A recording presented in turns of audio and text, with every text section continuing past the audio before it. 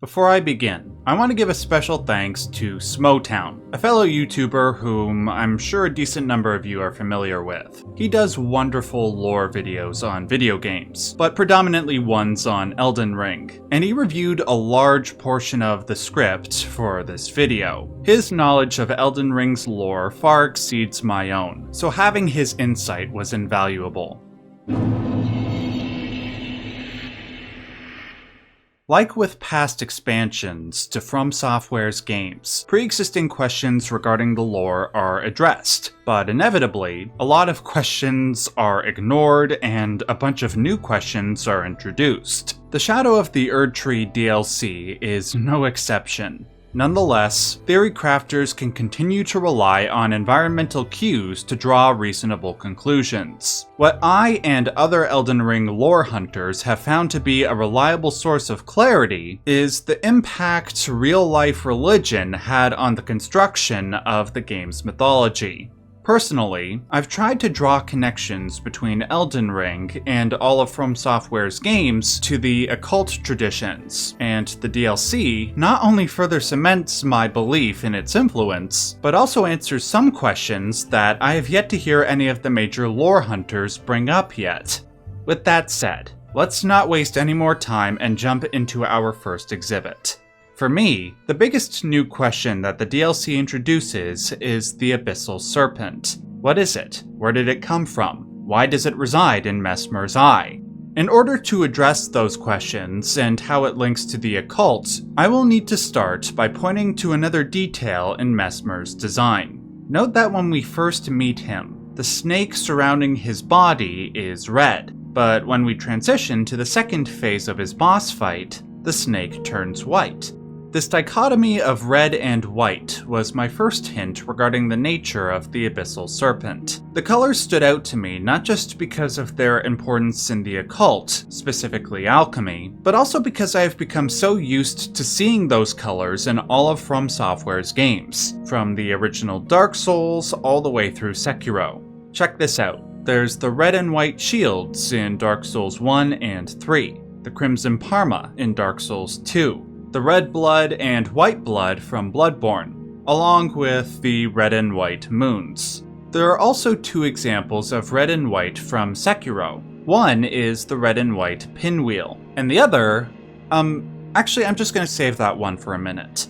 Regarding Elden Ring, there are two examples of red and white outside of Mesmer, one minor and one major. The minor example is the red flesh and white flesh mushrooms you find everywhere in the DLC. The major example, however, is one that I think was first mentioned by a fellow Elden Ring YouTuber named Ziostorm. In his video titled Elden Ring is an Allegory for Alchemy, he points out that the characters of Marika and Radagon symbolize this colored dichotomy and its relevance to the alchemical process. In short, the fact that Marika and Radagon are the same person seems to reference the Hieros Gamos, aka the sacred union of male and female into the hermaphroditic rebus. As for what this means, well, often the alchemists, but also the occultists broadly speaking, would try to give physical form to extremely abstract ideas, because they couldn't develop a scientific language to explain what they were up to. In the case of the rebus, it was a personification of their ultimate goal, the Philosopher's Stone. By unifying masculine energy, illustrated by the Red King, with feminine energy, the White Queen, the Rebus/Philosopher's Stone would be produced. And as I'm sure a lot of you know, within the Philosopher's Stone resides the Elixir Vitae, the substance which grants eternal life. By the way, one other name given to this substance was Quicksilver. I want all of you to keep that word in the back of your mind for just a few minutes. Now, this is not the first time that we've seen a reference to this union of red and white producing a life-giving substance. This is where I introduce the other example from Sekiro.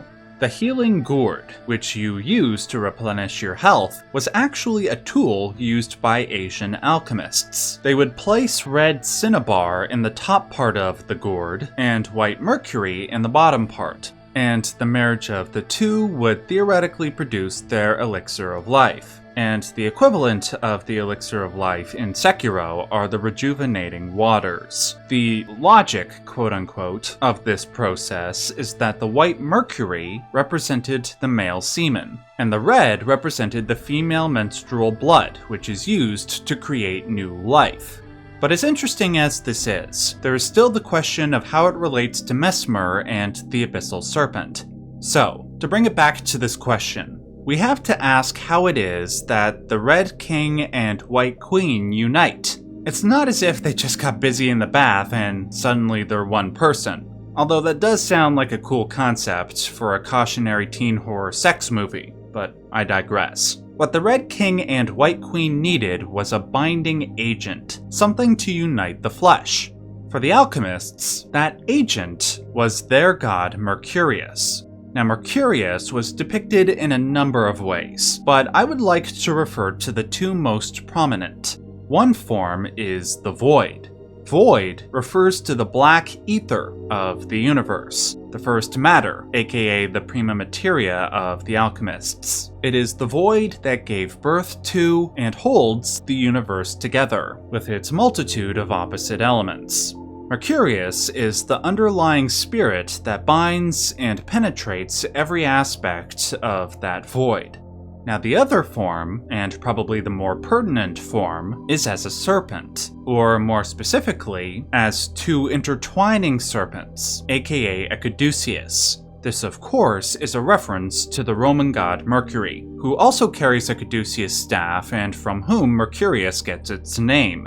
Take a closer look at this illustration of the Red King and White Queen uniting. In between them, we see the dual serpent, the caduceus. The two intertwining serpents refer both to Mercurius's inherent dual nature and how that fact enables Mercurius, as void, to unite opposing forces.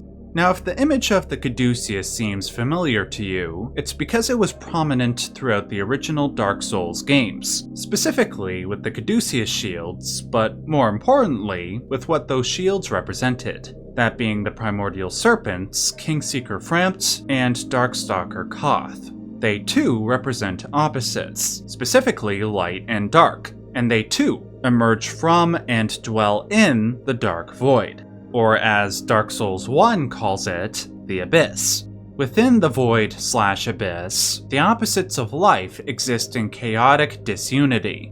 But if they could be put together in an ordered unity, like the caduceus or the rebus, then the divine substance could be produced. This is why, in the alchemical hierarchy of gods, Mercurius comes lowest as prima materia, void, and highest as lapis philosophorum. It is also why Mercurius was often symbolized not just as a caduceus, but an Ouroboros, because it too illustrates the dual-natured Mercurius. It is life and death, beginning and end, void and stone.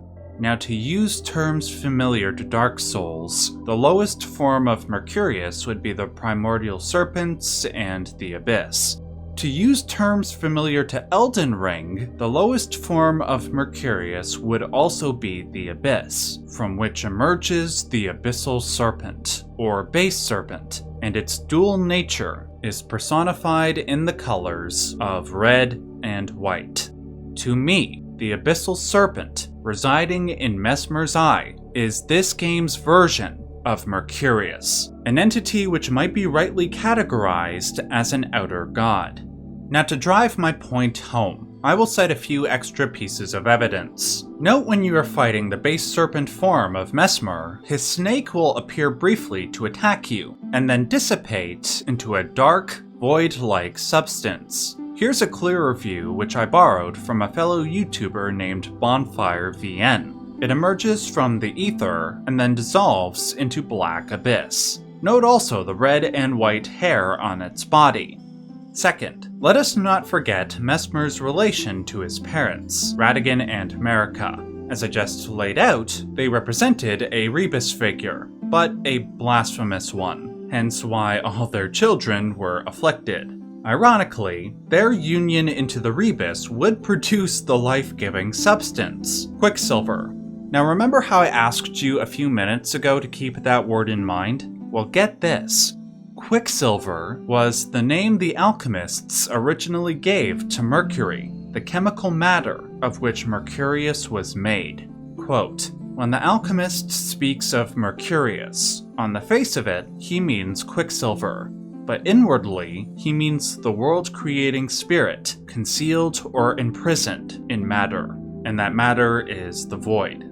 To put it more simply, Radagon and America as Rebus gave birth to Mercurius, just not in a way that they expected. Note also that Mesmer was not the only child of Radagon and America to represent this union of opposite elements. Miquella, a male, was also known as Saint Trina, a female, as confirmed by the DLC. Miquella's appearance was also androgynous, signifying the union of the two genders. With Melina, another of Radagon and Marika's progeny, she might also represent this union if we embrace the ongoing theory that she is the Glomide Queen. Glom is another word for twilight, and twilight, according to Merriam-Webster's dictionary, means the period of time when the light of day and the dark of night are united, an intermediate state. Millennia could also represent this as the goddess of rot, for according to Sage Gowry, rot symbolizes decay and rebirth, another pair of opposites. And speaking of decay and rebirth, remember the red flesh and white flesh mushrooms that I mentioned before? There might be a more sinister meaning behind their omnipresence in the lands of shadow. Allow me to draw your attention to a couple of things in their descriptions. One is that the flesh of the mushroom is similar to raw meat, and the other is that they can serve as pot innards. These descriptions potentially make one of the DLC's most disturbing revelations somehow even more disturbing. As we learn from the DLC, there was a race known as shamans who were special for a number of reasons, but the most relevant was that their flesh was said to meld harmoniously with others. The Hornsent then placed these shamans into jars, which they did for one specific purpose. According to the innard meat item description, they mixed the shamans into pinkish red meat so they could become saints. Going by alchemical logic, this makes perfect sense. If you have a race whose flesh can blend together, you take women, represented by white, and men, represented by red, and mix them into something pinkish red, which is the color you get when you mix white and red together. Ideally, this mixture would produce a wholly divine figure like a rebus, or something equivalent like a saint. And for the men and women that don't survive this process, I wonder if, just like dead bodies in real life, their decaying corpses merge with the land and sprout these red and white flesh mushrooms. This would explain why the flesh of the mushrooms seem like raw meat and why they are so good for pot innards. There are more things that I can say about this, like how it links back to the Crucible, for example. I also have some other things to say about Miquella's overall mission in the Lands of Shadow, as well as one or two other occult secrets, but that will have to be saved for another time. If you liked this video, please give it a like. That helps me out a lot. If you like this type of in-depth analysis and want to help ensure its continued production, please consider supporting me on Patreon or joining my YouTube member section. I will leave a link to both in the description box below. Finally, if you want to see more of this style of content on From Software's games, click on any of the videos you see on screen now. Until next time, remember to stay safe and stay yellow.